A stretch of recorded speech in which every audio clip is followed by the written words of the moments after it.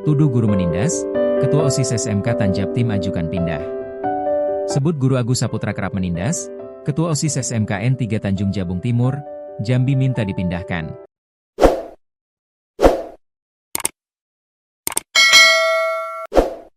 Pasca insiden pengeroyokan guru SMK di Kabupaten Tanjung Jabung Timur, Tanjabtim, Jambi, Ketua OSIS sampaikan permintaan maaf. Selain permintaan maaf, Ketua OSIS wanita dalam video yang diunggah akun Instagram Cicit Jambi menyebutkan jika para siswa meminta guru yang ada dalam video viral dipindahkan.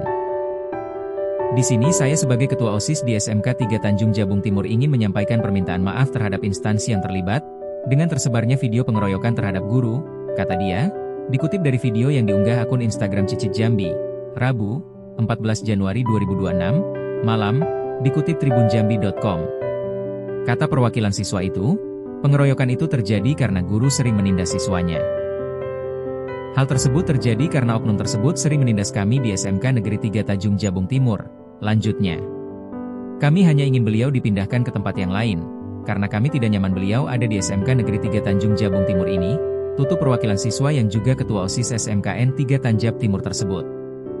Video pengeroyokan viral. Agus Suparta, guru SMK Negeri 3 Berbak, Kabupaten Tanjung Jabung Timur, dikeroyok sejumlah siswanya sendiri saat jam istirahat sekolah.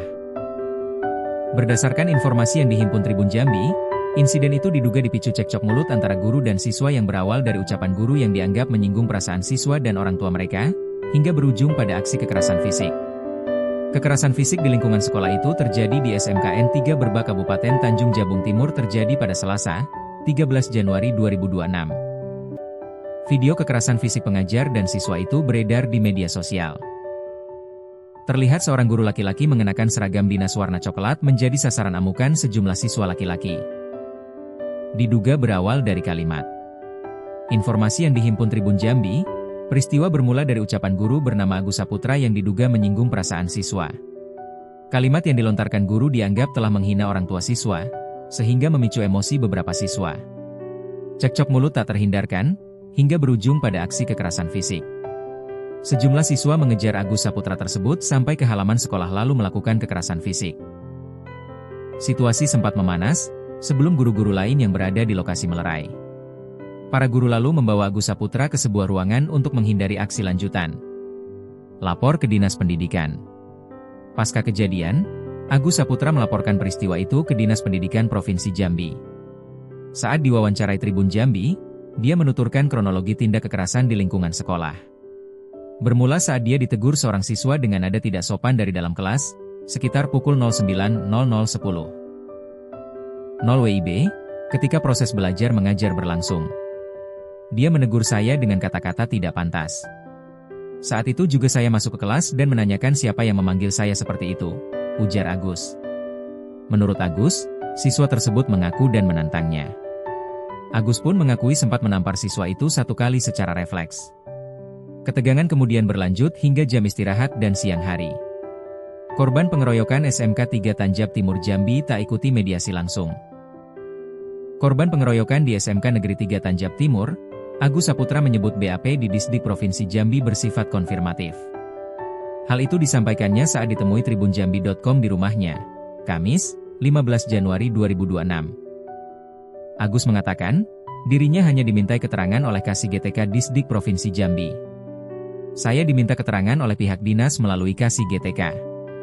Tadi sudah saya sampaikan kronologi kejadian pada hari Selasa tersebut, katanya. Dia menuturkan, pihak Disdik mencatat kronologi kejadian tersebut secara detail. Hasilnya nanti akan dikonfirmasikan lagi kepada saya di hari-hari berikutnya, tuturnya. Terkait mediasi, Agus menjelaskan mediasi tersebut diwakilkan oleh pihak komite sekolah. Sebab, dirinya masih merasa was-was dengan peristiwa yang dialaminya. Sehingga, dirinya hanya menitipkan pesan kepada pihak komite. Pesan itu berupa bahwa Agus merasa tidak ada yang menginginkan dirinya berada di sekolah tersebut. Kalau saya dijamin keselamatannya, saya akan ke sana walaupun sendirian tanpa ada keluarga. Namun, sisi yang lain, saya tentu juga harus menjaga diri, kesehatan itu juga harus dijaga, jelasnya. Saya tidak mungkin memaksakan diri juga ke sana, dengan segala konsekuensi psikis saya, psikologi saya, lanjutnya. Sebab itu, Agus berharap agar mendapatkan tempat bekerja yang lebih baik. Menurutnya, tidak mungkin dirinya kembali mengajar di sekolah tersebut.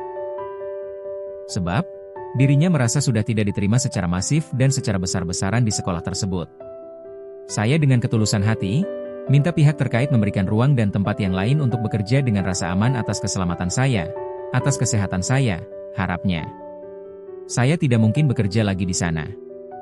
Sangat mengambil resiko kalau saya masih ke sana. Saya minta dengan sangat kebijakan dari pemerintah Provinsi Jambi, pungkasnya. Itu jadi pertanyaan lagi kan, menindak apakah saya melakukan OSIS nih Bang, yang menyatakan katanya selama ini mereka pernah ditindas, dan mereka juga meminta agar abang ini dipindahkan dari sekolah tersebut. Gimana tanggapan kita? Ya kalau ditindas, abang pikir logika saja. Saya udah 15 tahun.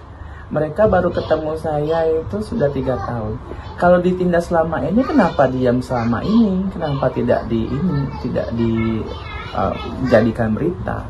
Menindas seperti apa? Nah itu jadi pertanyaan lagi kan. Menindak apakah saya melakukan hal-hal yang membuat mereka rusak? Kan itu perlu penyelidikan lagi. Terkait dengan mereka ingin saya pindah, seperti yang saya sampaikan di video mediasi dengan mereka, saya juga memberikan hal yang sama. Saya memberikan 2 opsi kepada mereka.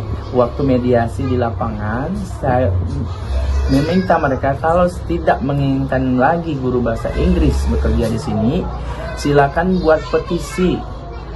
Kami tidak menginginkan guru bahasa Inggris atas nama saya untuk bekerja atau mengajar di sini. Atau pilihan kedua, kalian rubah perangai kalian menjadi lebih santun dan beradab seperti itu.